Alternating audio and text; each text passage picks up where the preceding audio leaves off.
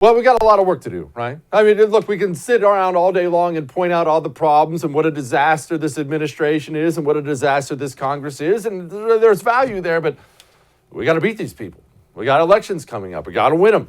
Joining me now to talk about that is Ted Harvey. He's the chairman of the Committee to Defeat the President. Ted, first of all, from a macro level, how are we looking in the midterms? I would assume pretty well, but I have no idea.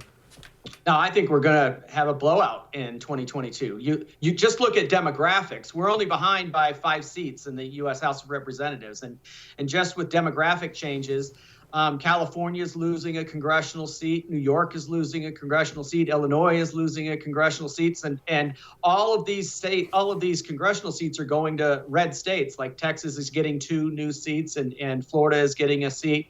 Those are areas where we're going to be able to pick up Republican congressional seats. Even in my state, blue state, Colorado, we have a nonpartisan redistricting commission that's going to be drawing the districts. And I think if they follow the Constitution and draw the lines the way they should, that we're going to pick up another Republican congressional seat here in Colorado. So I think just with demographic shifts, we're going to pick up the House of Representatives and rip the gavel out of Nancy Pelosi's hands.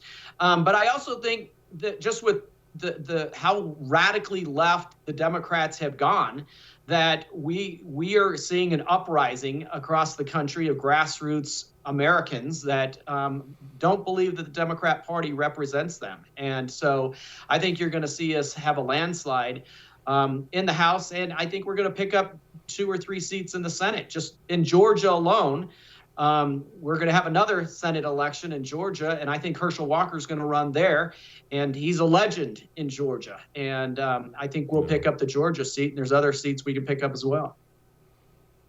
Ted, when you say people are going to backlash against the Democrats, I understand that, but I'm a right-wing nut job. I'm as far right as possible. I have a laundry list of things I hate. The people in the middle who decide elections, they look at things differently than I do. What are they looking at when it comes to this Democratic Party and recoiling in horror about?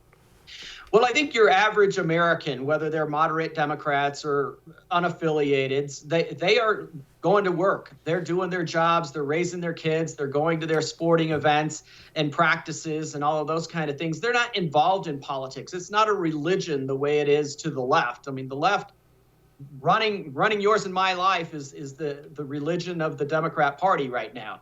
And the average American out there, they've never been impacted by it before. But now when you see what's going on in our schools, where they're pushing critical race theory, where they're requiring masks to be worn in schools, when they're forcing kids to be vaccinated, when there is absolutely zero chance statistically of anybody under the age of 18 getting significantly sick from the coronavirus, you're seeing parents rise up in school board meetings all across the country, totally outraged by what is going down in their schools being shut down. And I think you're going to see that roll over not only from school boards, but to city councils, because they're pissed off about what's going on in the violence in the streets of America. And you're seeing it going all the way up to the White House. People are absolutely outraged by what's going on with the Democrat Party and the takeover by the radical left in this country.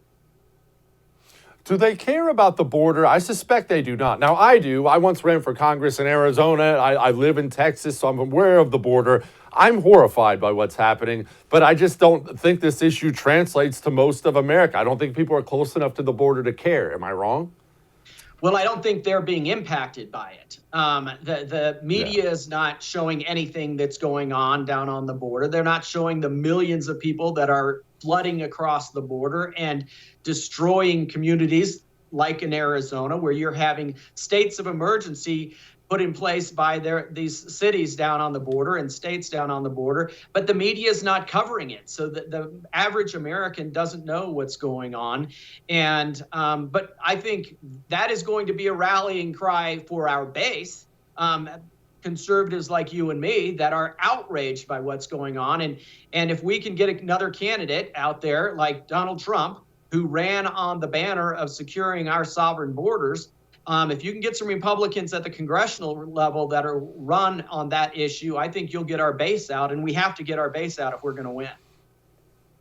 Is Trump a winner or loser for congressional candidates right now who are in primaries or maybe in the general election? You never know how former presidents are viewed. Even once popular ones can get unpopular and vice versa. How is Donald Trump politically? How's his popularity?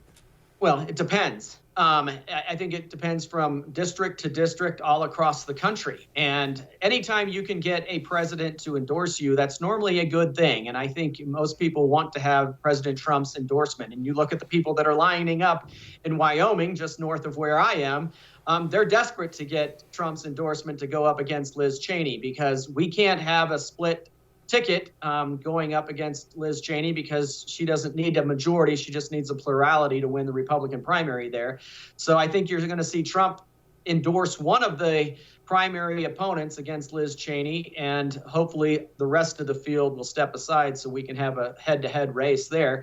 But I think that's going to be the case in most races across the country. It'll be on a district by district race, or district by district situation, but having Trump's endorsement, I think, will be huge. You see he's having rallies with tens of thousands of people showing up. There's a huge portion of the Republican voters that support the president immensely.